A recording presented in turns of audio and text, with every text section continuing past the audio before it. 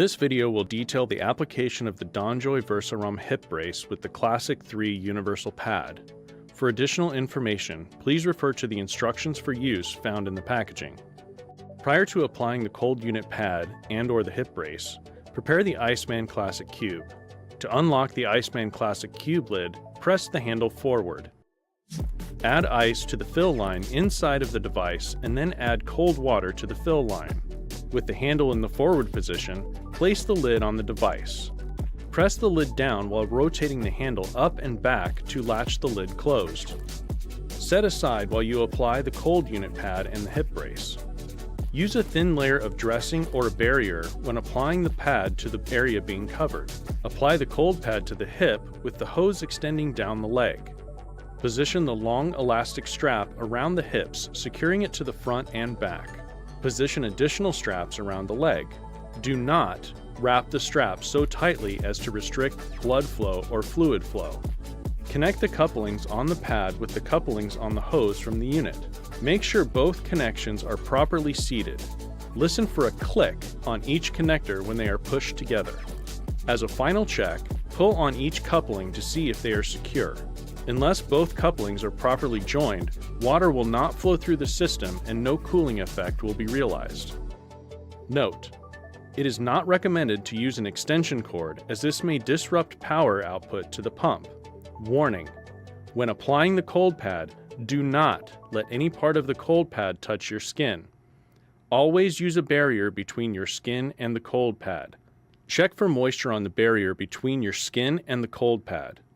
If moisture is present on the barrier, immediately discontinue use of this device.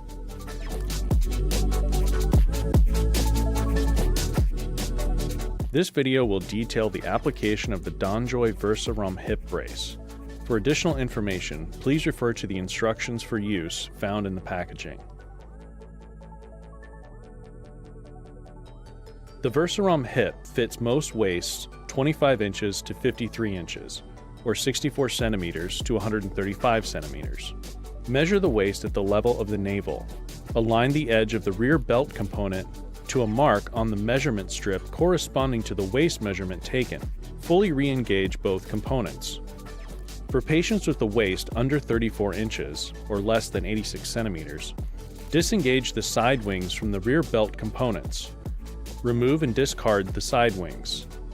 Reattach the modified belt component to the rear belt component. Note: if the waist belt is trimmed, locate the two black hook and loop adapters in the packaging. Attach the hook and loop adapters to the rear belt to cover any exposed hook and loop.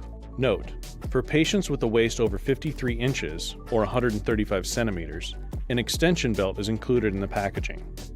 Wrap the waist belt approximately 1 inch or 2.5 centimeters above the widest part of the hips and secure the hook and loop attachment on the front side of the patients. Prepare pelvic shell and hinge assembly for placement. Set the range of motion hinge by pressing the center button on the face of the hinge and moving each respective tab to the desired positions. Note: make sure the center button returns to a fully locked position. A click sound may be heard and the center button protrudes when locked. Do not remove the peel-away red tab on the pelvic shell or the red protective strip found on the thigh component. Position the pelvic shell and hinge assembly so it is centered laterally with the top aligned just below the top edge of the belt assembly. Reposition if necessary.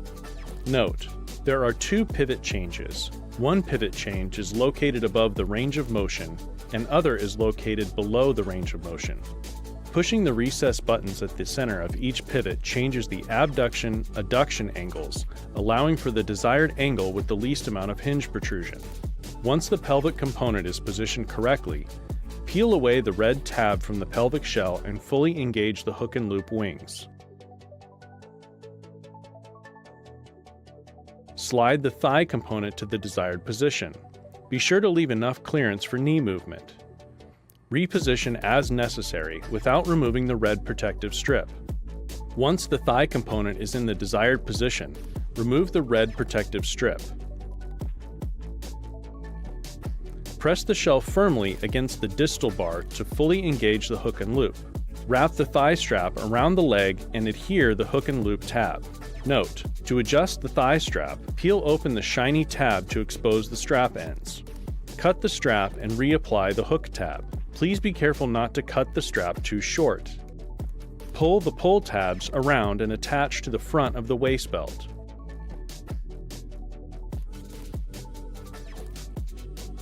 Extra padding. Attach the mid-thigh pad as shown.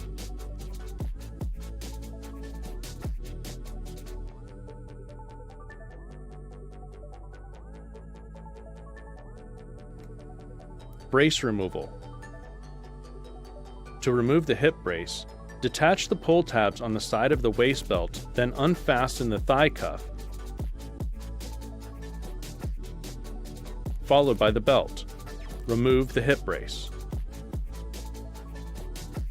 To ensure the proper fit, if possible, the product should be sized on the patient preoperatively. Once the initial fitting is complete, do not disengage the waist belt or the semi-rigid shell.